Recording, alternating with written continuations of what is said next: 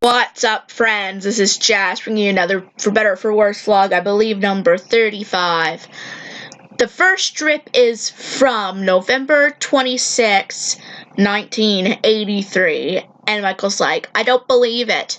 I was nice to Brad Lugsworth, the meanest guy in class, and he's not going to beat me up anymore. He's like, no more getting chased, no more fights, no more hiding on the way home from school. He's like, I could hang around like everybody else. And Gordo is like, nice. And Lawrence is like, yeah, neat, Mike. And then Gordo's like, now what are we going to do for excitement? Wow, what a friend. I'd say, this storyline is kind of about how I think it is grade 3 Michael's in at this point. This is in 1983, but there's a bully named Brad who's in his class, and he just finds Michael and beats him up. I mean, one instance it was partially Michael's fault because he threw an eraser at Brad, so you would sort of say he sort of started it, but it was still, for the most part, he was a bully, right? So this situation happened after Ellie suggested to Michael, why not be nice to him? Like, he was telling her he did everything, right? Which might be, I don't know if I've showed you this strip yet. If not, I'll show you eventually. But she was saying everything he did, right? And that didn't work. And she said, well, try to confuse the enemy and be nice to him. And when it actually worked out. So it's one of those positive stories that sometimes, I mean, doesn't mean that it'll always work, guys. But sometimes all someone needs is a friend, right? It isn't, I'm not saying that this kid beating you up or calling you, like, bad names will always just want a friend. But sometimes that is the situation. Sometimes they just need someone to listen to them. Now, guys, don't just go up to someone and offer a big hug and say, hey, let's be friends, because you might end up getting beat up. But I know that sounds like a wrong message after this went on. But, I mean, let's just put it this way. You can try to be nice to someone who's bullying you. Just keep your distance until you know how they'll react. Don't just automatically think it'll be just like one of those magical TV shows that, oh, let's just be friends and everything will work out hunky-dory. But it is a good message that sometimes they need someone to be there for them. And, I mean, for now, it ends in a good scenario. Things do change with Brad a little later. Actually, once for the worse and once for the better. Let's say he grows up to be a police officer. We'll just say, so he grows up to be a good guy, Brad Lugsworth, because they go back to him when Michael's an adult. So, it all depends on the situation, right? That's just all I'm saying. Again, Gordo, really, dude. Sometimes I wonder if Brad would make a better friend than Gordo. But, I mean, there's a great arc with Gordo. As he grows up, he becomes a decent guy. It's not that he's a really bad guy. He's kind of a kid who's kind of cynical in a way. So that's just the way he sees it. He sees things a little differently because which will be revealed probably later, things are going on at home. That will, again, be revealed in the later strips, so there's a reason that he is the way he is. But I mean, wow, what a friend. I would hate to have one of my friends say that to me and mean it. I mean, he's in other words, both Gordon and Lawrence were seeing that as excitement. But then again, they're kids, so I don't know if they quite understood the severity of Michael's situation. I mean, he got beaten up, right? And it just, to them, since it's not happening to them, it may seem just a little more comical. Because that's the thing, when something isn't happening to you, it's kind of hard to really share the same sentiment as the person that it's happening to. So I can sort of understand that, but it's still not really cool, man. Not really cool at all. The final strip is from March 26, 2007.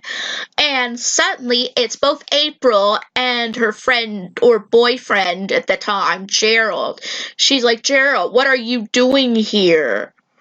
Or no, well, he's like, are the kids asleep? She's like, Gerald, what are you doing here? Yeah, but he's like, look, I brought a bottle of wine and some tunes. We're going to have our own party. She's like, how did you get here?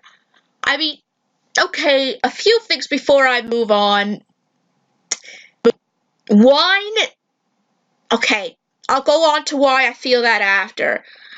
I bummed a ride. My folks think I'm out with the guys. I have until 12:30. Got any food? She's like, any food? And she said, this rec room is perfect, April. We have everything, yeah. Boombox, game station, big TV. And Gerald's like, and comfy accommodation. But anyway, let's go back to the word I said. Wine. A bottle of wine. Oh, jeez. This was in 2007. April was born in 1991. So at this time, she was about 16-ish. No, she was 15. She wasn't quite, she was like 4 days, no, she was 5 days away from turning 16 years old. So that means Gerald would roughly be around the same age, maybe 16, maybe just 15 himself, maybe younger. I don't know whether he's younger or older. A bottle of wine. That's alcohol, guys. Okay, I mean, it's bad enough that April is alone. Probably, I don't know whether it's in her house or, wait, let me think. Perhaps at this time, I don't know if at this time it is still her house, because eventually both John and Ellie thought that the house was too big for them, with just April being more older. So they were moving to place smaller, and they originally gave the house to Deanna and Mike for the kids. So I don't know at this time if that's still, if this was after that happened. So if that's the case, even if she is in her old house, it's Michael and Deanna's house. And the thing is, the reason I say this is because Gerald asked, are the kids asleep? So, you know what? That means she's babysitting, guys. She's babysitting the kids. So not only is the fact that 2 kids are about to drink underage, they're about to drink underage with kids in the house. Guys, this ain't good. I hope April has a moral ground. I mean, she shouldn't even be having a boy in there with, alone. Not only not alone, but when there's other people's children here. Michael, yes, the 2 kids here are actually Michael's kids. So, Michael is holding April responsible for trusting the responsibility of his children to April.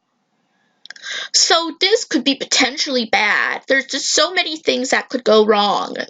Not just the fact there's kids here, but they're all kids. April, yes, may be old enough to babysit, but they're all kids. They're all under the age.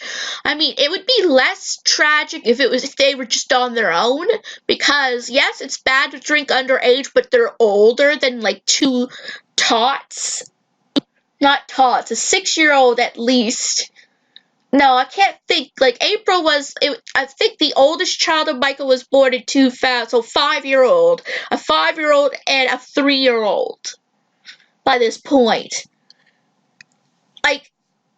It would be better if it was just, it's bad enough to drink it underage, but if it was just them, it wouldn't be as big of a deal. Yes, they would get a scalding, but they may not get as much of that one bottle of wine.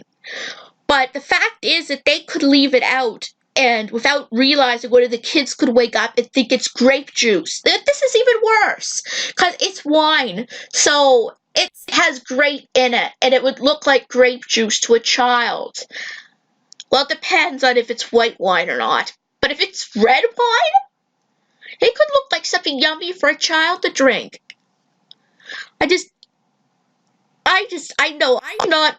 As I always said, that I'm not mentally mature enough to have kids. But I even know that is so stupid. That things could go horribly wrong in that situation. And I don't know if it does. I might have to get back on that one, but it just gives me that pit in the stomach reading that. I mean, it's bad enough that she has someone over when she's looking after 2 kids, which she's supposed to give them. I know they're asleep, but she needs to have her focus on them.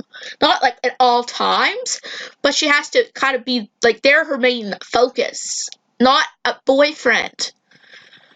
But yeah, that is my opinion on the situation there. I would never do that. If I ever were to babysit someone, I would never do that.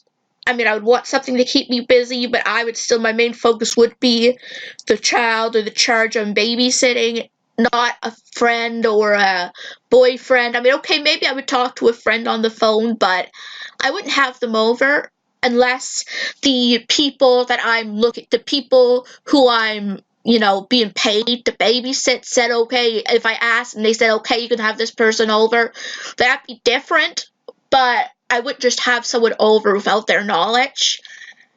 That is wrong. So, anyway, guys, if you enjoyed this, for better or for worse vlog, give it a big thumbs up. If you're new to this channel, like what you see, please subscribe. It helps this channel a lot. And don't forget to hit the bell notification so you'll know when new videos are coming out.